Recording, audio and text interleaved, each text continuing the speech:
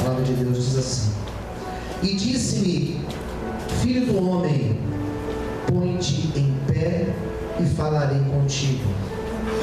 Então entrou em mim o Espírito quando falava comigo, e me pôs de pé e ouvi o que me falava. Vamos ler de novo? Se você puder, ler em voz alta comigo, amém? E disse-me: filho do homem, põe-te em pé e falarei contigo. Então entrou em mim o Espírito quando falava comigo, e me pôs em pé e ouvi o que me falava. Todos digam amém? Vamos fechar os nossos olhos. Soberano Deus e Pai, fala, Senhor, conosco nesta noite. Este é o momento da palavra ser ministrada. Precisamos, Senhor, ouvir Tua voz. Nos dê entendimento dessa palavra, Senhor. Abençoe nós que estamos aqui e todas as pessoas que nesse momento assistem ao culto, ouvem esta palavra, que o Teu Espírito fale com todos nós, em nome de Jesus, amém. Vamos aplaudir ao Senhor com bastante alegria.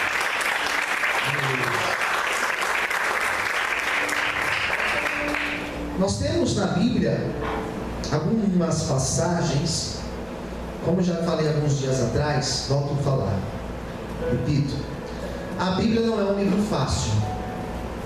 E uma das razões para nós considerarmos a Bíblia um livro complexo é que na Bíblia nós temos vários tipos de linguagem.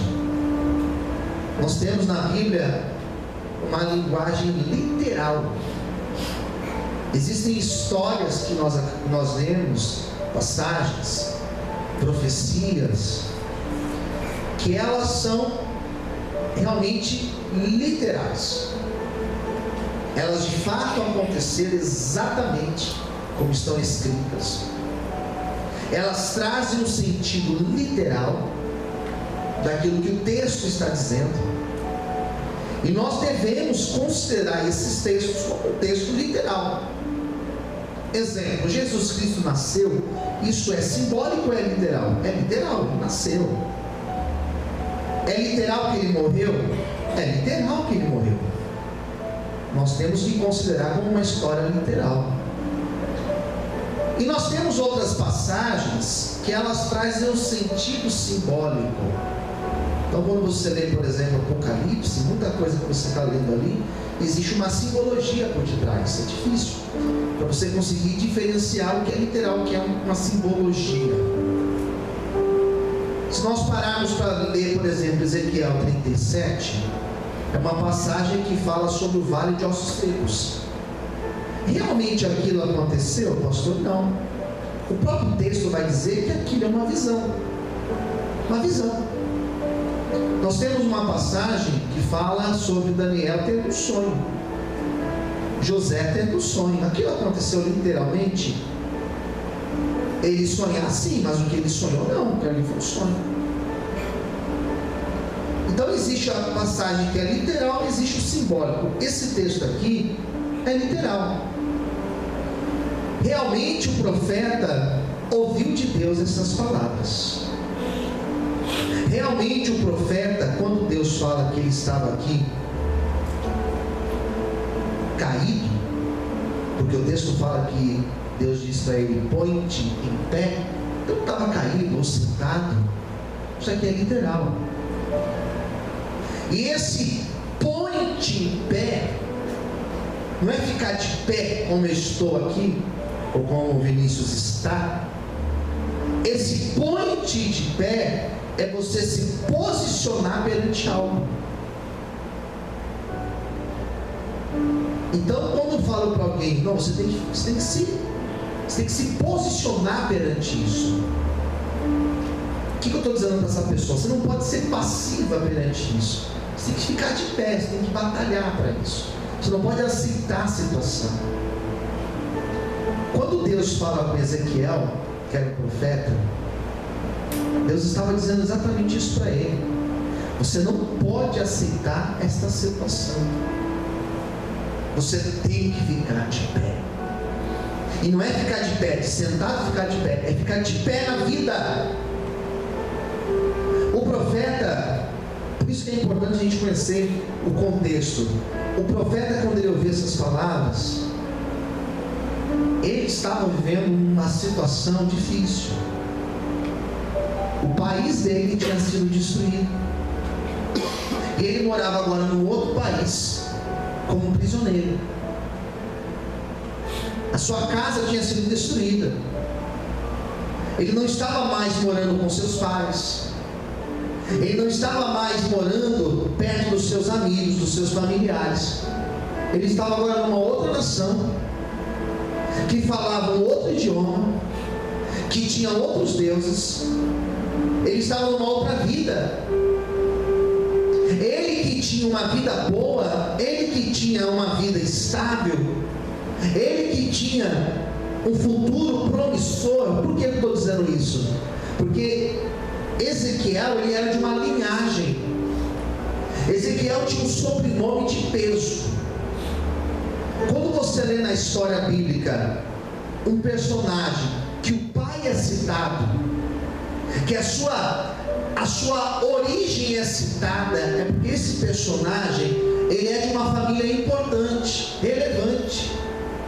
Então percebe que lá no capítulo 1, o texto vai falar no versículo 3, que Ezequiel, ele era filho de Buzi. E Buzi, para quem não sabe, o próprio versículo 3 vai dizer, Buzi era um sacerdote.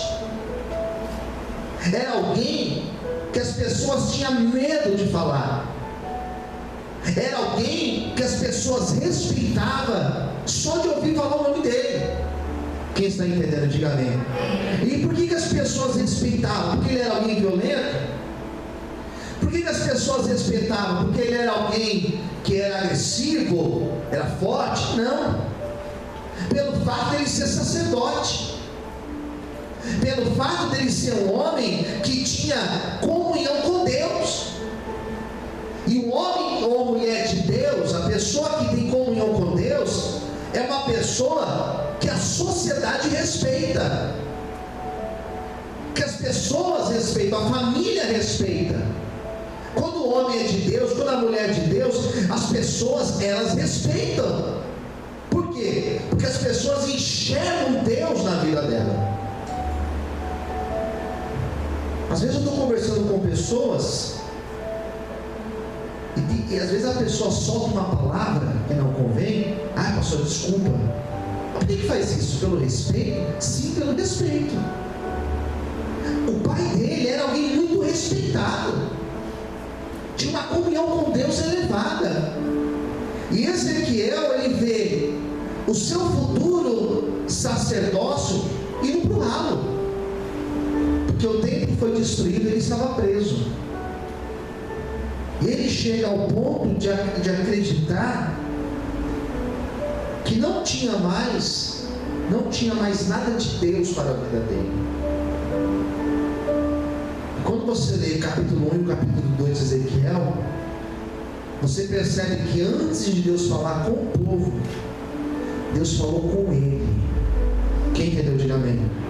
Antes de Deus usar Ezequiel para falar com as pessoas, Deus falou com ele. Quero que você escolha alguém perto de você e diga para essa pessoa assim, ó, a seguinte frase, diga assim, nessa noite, diga assim, Deus, Ele tem uma palavra para você. Diga assim, Deus tem algo para ministrar no teu coração nessa noite. Você pode aplaudir ao Senhor por isso? Glória a Deus. Amém. Então Deus chama Ezequiel, capítulo 1. E a primeira forma que Deus trabalha com Ezequiel, capítulo 1, a primeira forma que Deus fala com ele é através de visões. Olha para mim, queridos, por gentileza. Se distrai, não barulho lá fora. Deus fala com ele através de visões. E quando Deus começa a dar visões para ele, quando Deus começa a mostrar as coisas para ele, o que Deus mostra para Ezequiel? Se você for ler o capítulo 1, Deus dá várias visões simbólicas para ele. Mas o que significavam essas visões no capítulo 1? que a presença de Deus estava com ele. Então a primeira coisa que Deus queria mostrar para ele é que a presença de Deus estava junto com ele. Existem fases da nossa vida, existem etapas da nossa vida, existem momentos da nossa vida que é difícil acreditar que Deus está conosco. Existem momentos difíceis que nós passamos, momentos difíceis, complicados que nós passamos, que nós custamos acreditar que Deus está conosco. Momento de crise, momento de doença, momento de decepção, de frustração, momento de escassez, momento de deserto. Eu já passei desertos na minha vida que pessoas questionaram: será que Deus realmente está contigo? Essa igreja aqui já passou por desertos tão grandes que chegaram a questionar: será que Deus está nessa igreja? Então tem momentos na nossa vida que nós custamos acreditar que Deus está conosco, que a presença dele está conosco, que ele tem uma obra na nossa vida. E nessa noite Deus está dizendo para mim e para você que ele está conosco, amém? Ainda que a situação, ainda que as circunstâncias, ainda que as adversidades sejam tamanhas na nossa vida, nós precisamos ter essa certeza: ele está conosco. Você pode aplaudir e glorificar a Deus.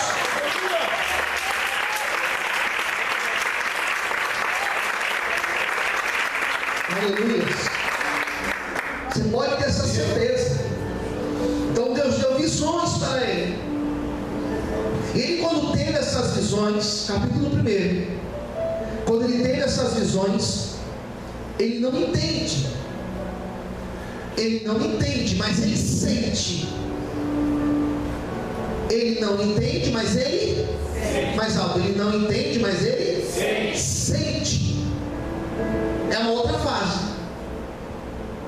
Não entendemos, mas acaba que nós sentimos que Deus está conosco, porque nós estamos sobrevivendo. Nós chegamos até aqui. Quem entendeu, diga amém. Mas nós não entendemos. Então ele não entendeu. Mas ao mesmo tempo que ele não entendeu, eu estou no capítulo 1. Ele não entendeu, mas ele sentiu Deus. Ele sentiu Deus tão forte com ele, que o versículo 28 do capítulo 1 vai dizer que ele cai sobre o seu rosto. Ele cai de joelhos, porque ele estava sentindo a presença de Deus com ele. Eu sinto Deus comigo. Está difícil, mas eu sei que Deus está comigo. E ele teve uma visão no meio de um monte de pessoas, e só ele teve a visão. Pode ser que nesse culto alguém aqui mais privilegiado tem uma visão que somente você tem essa visão, e ninguém mais está vendo, mas você está vendo, porque Deus mostrou para você. Quem entendeu, diga amém. Às vezes nós ouvimos coisas que ninguém ouviu, mas nós ouvimos porque Deus falou conosco. E na hora que ele teve essa visão, ele cai de joelhos. Foi aí que Deus começou a falar com ele. E a primeira coisa que Deus falou para Ezequiel, versículo 28 fala que Deus começou a falar com ele. O que Deus falou com ele? O capítulo 2 conta que Deus olhou e falou no coração dele: filho do homem, põe-te em pé, fique de pé. Foi a primeira coisa que Deus falou com ele: fique de pé. Você não vai se curvar perante a tua luta. Posso ouvir amém? Amém. Você não vai se curvar perante a Babilônia. Você não vai se curvar perante o teu problema. Você não vai se curvar perante a crise em que você está vivendo. Você não vai se curvar perante esta situação que você está passando, porque esta situação, ela é passageira na tua vida. Você não vai se curvar perante isso. O vento pode soprar na tua vida, Ezequiel, o vento pode te balançar de um lado para o outro, mas mas você não vai se curvar, você vai ficar de pé, você não vai se render, você não vai se entregar, você não vai abrir mão, você não vai deixar de lado, você não vai desistir da minha presença, você não vai desistir de andar comigo, você não vai desistir do nosso relacionamento. Ezequiel, ponte de pé. Deus, nessa noite, Ele está dizendo aqui para alguém: ponte de pé, porque você não vai se render, você não vai desistir. Eu tenho uma obra na tua vida. Você pode aplaudir o Senhor e adorar a Deus. Aleluia. Glória a Deus.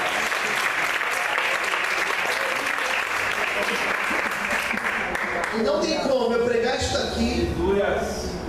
Não tem como eu pregar o que eu estou pregando e eu não olhar para a minha vida. Não tem como eu pregar isso aqui, irmãos, e eu não olhar para mim e lembrar de um monte de vezes que foi tão difícil ficar de pé, queridos, porque o vento estava soprando muito forte na minha vida. E eu sei que eu estou pregando para pessoas que estão aqui agora ouvindo essa palavra, que você está dizendo: o vento está difícil, pastor, eu estou quase caindo, eu estou quase desistindo, o vento está muito forte na minha vida, o vento está muito forte na minha casa, eu estou quase pegando as minhas coisas e indo embora, o vento está muito forte lá no meu emprego, eu estou quase saindo de lá, o vento está muito forte na minha vida, eu estou quase me entregando. E Deus nessa noite está falando com alguém aqui: você não vai se entregar, eu estou contigo, fica de pé, porque eu tenho uma obra na tua vida. Quantos podem adorar o Senhor nessa noite? Aleluia. Você pode dar glória a Deus. Daí eu imagino ele dizendo: Deus, eu não consigo. Porque esse texto aqui, eu amo a Bíblia, irmãos, porque ela mostra os homens de Deus com uma presença tão gloriosa de Deus, e ao mesmo tempo a Bíblia mostra esses homens com uma fragilidade tão grande, percebe? Mostra os camaradas tendo uma visão que você fala assim: meu Deus, que intimidade com Deus. Mas daqui a pouco mostra para eles que ele morrer, mostra eles fazendo tudo errado, e você fala: eu estou igual então, porque eu também tem hora que eu estou bem, mas tem hora que eu estou terrível. Ele deve ter olhado para o céu e disse assim: Senhor, eu não consigo. Eu não consigo. Ficar de pé não dá para mim, Senhor. Perdi minha casa, perdi meus pais, perdi meu sacerdócio, perdi meu futuro, perdi tudo, Senhor. Olha onde eu estou preso. E Deus falou: você não consegue, mas eu posso te capacitar para isso. Daí vem o versículo 2, que é o mais importante, porque ele ouviu Deus falar com ele para ele ficar de pé, e ele disse: eu não posso, não consigo. Mas no versículo 2, então, ou seja, depois disso, entrou em mim o Espírito quando falava comigo. Glória a Deus. E o Espírito me pôs de pé. Amém. Posso ouvir um amém, queridos? E o Espírito me pôs de pé, e eu ouvi que ele me falava. Ou seja, quem pôs ele de pé não foram as suas pernas, não foi a sua força. Quem pôs ele de pé foi o Espírito Santo de Deus. Sabe o que é isso, irmãos? É andar pelo Espírito, é viver pelo Espírito, é tomar decisões pelo Espírito, é ficar de pé pelo Espírito, é permanecer de pé pelo Espírito, é continuar tentando pelo Espírito. Eu sei que você está no seu limite, mas o Espírito, ele está contigo, e é ele que te põe de pé nessa noite. Em nome de Jesus, você pode aplaudir e exaltar a Deus por isso.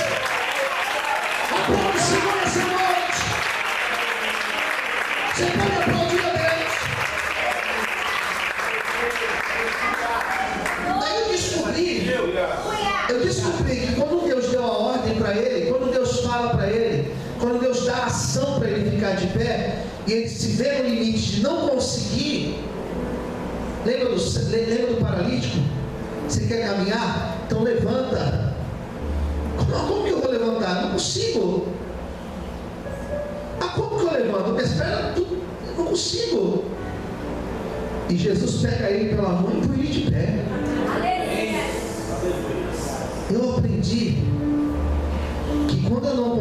ficar de pé ou me levantar, o Espírito faz isso por mim. Sabe o que eu descobri?